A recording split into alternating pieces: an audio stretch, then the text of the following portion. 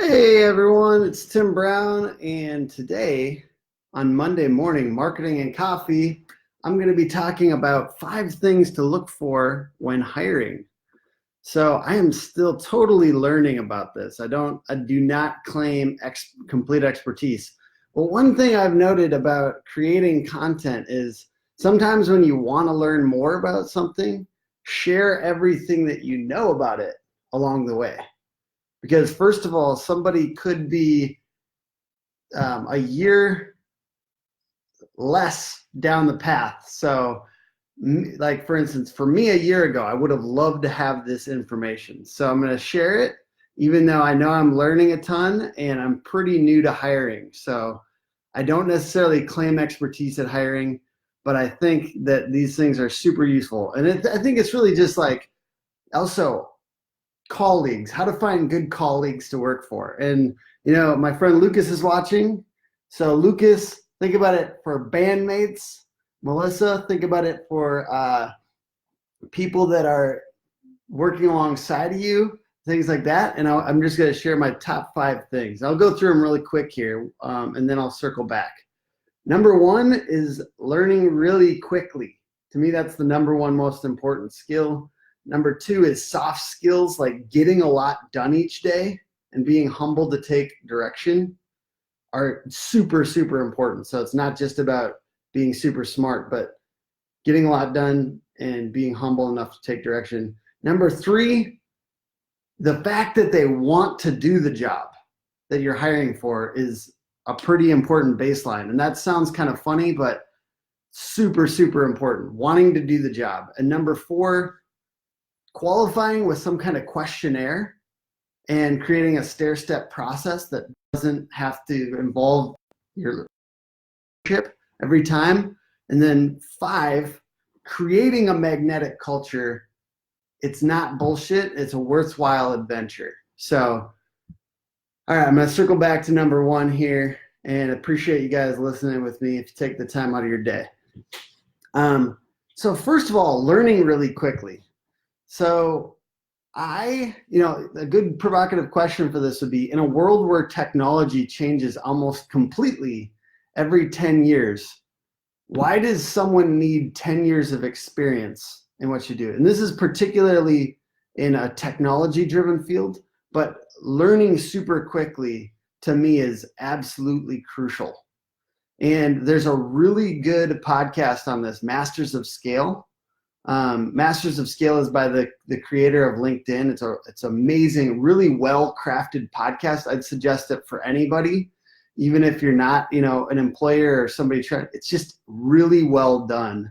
And there's a couple of recent episodes. Reid Hoffman's story, parts 1 and 2.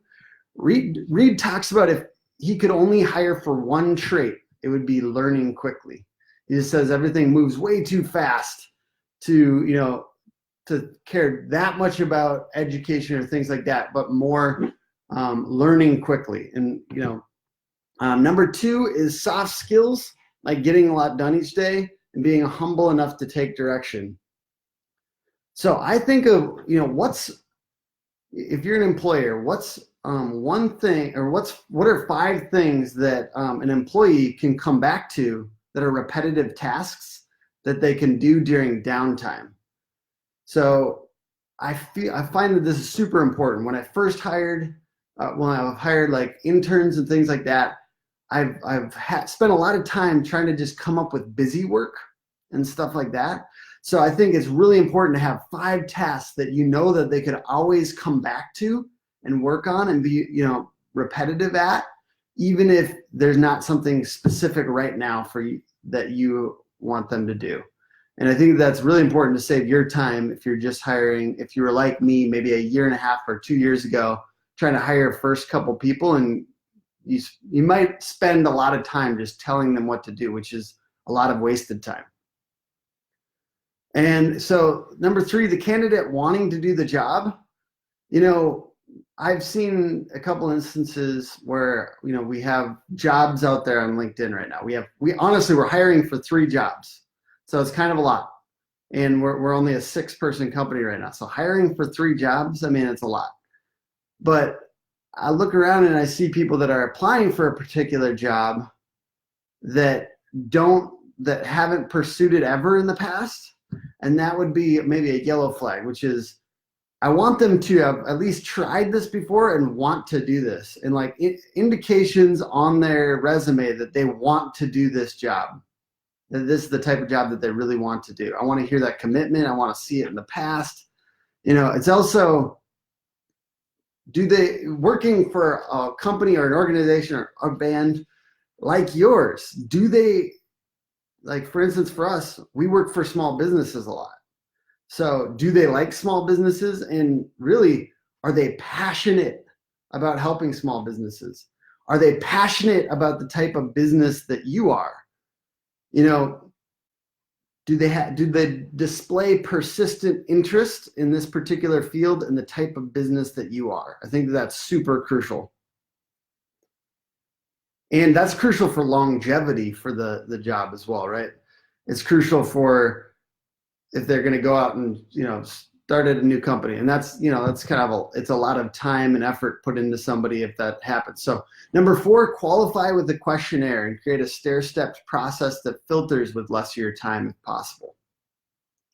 So find ways to scale out your filters and to get more people through the filters without taking up a ton of your time. So if every single applicant has to go through a half an hour phone call with you, and let's say you're spending $500 on LinkedIn ads or something like that, which is something I strongly suggest. LinkedIn ads are great, but $500 on LinkedIn ads and then another half an hour of your time, it's a lot of time to spend filtering people. So figure out other ways, like a questionnaire or something where you can filter more quickly without half an hour of your time for everybody that applies.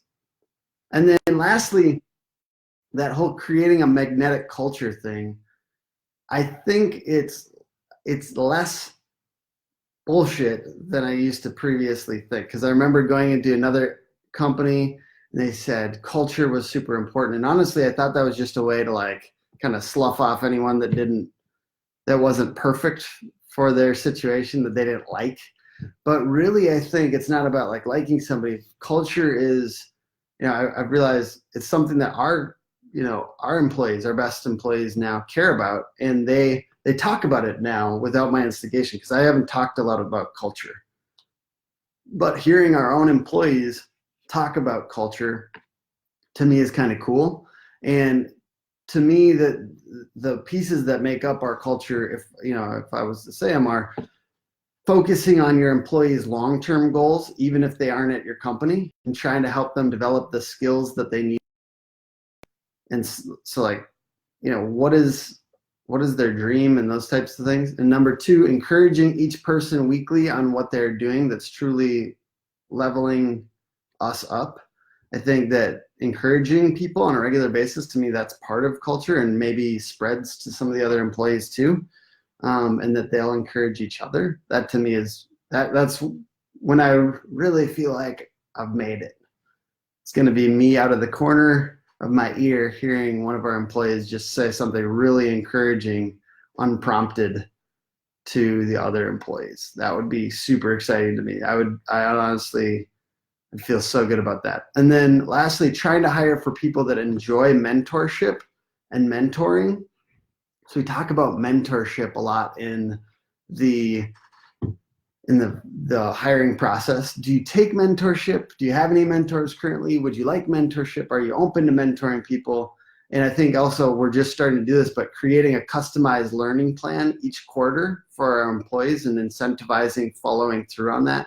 To me, those have been a great way to level up our culture, even though I wasn't calling it culture. Other people are. So, hey, there you go. So a couple really good books on these topics that I think people should check out. Actually, resources. So the first one I mentioned is the Reid Hoffman story on the podcast, Masters of Scale. Check out Masters of Scale. It's really good. But the Reid Hoffman story, parts 1 and 2, are really, to me, super useful for, learning how to hire and things like that, and learning how to help your employees get excited about working with you. And I think the biggest takeaway from that one is just helping, understanding that each of your employees needs to be the hero in their own story, and you helping them see that and see what their dreams are and go towards them is going to be helpful for your business too. So they're the hero in their story,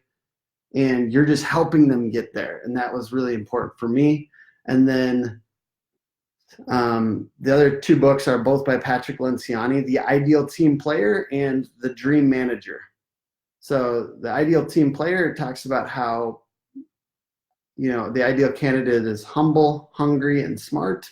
And The Dream Manager talks about how, helping people determine their long-term goals, even if they don't have them built out yet, helping them determine what those long-term goals are and expending effort to help pursue those dreams is really worthwhile and creates, a good internal culture. And I would love to hear what your reasons are for hiring people, or your top number one trait for hiring. So if you don't mind, in the comments below, leave a comment about what your number one most important trait for hires is. I would love to hear it. And if you're an employee, you're not hiring yet, what do you think the most important thing that people should hire for is? Maybe you're thinking about your colleagues and the people that have worked out. I'd love it if you leave a comment below. I'd love to see what people say. And if you're on Instagram Live, I would love if you guys check it out at facebook.com/hookagency. This video will be there and some comments. So really appreciate you guys watching today, and I hope you have a wonderful, wonderful Monday. Do a little bit more of what you love this week. All right, bye-bye.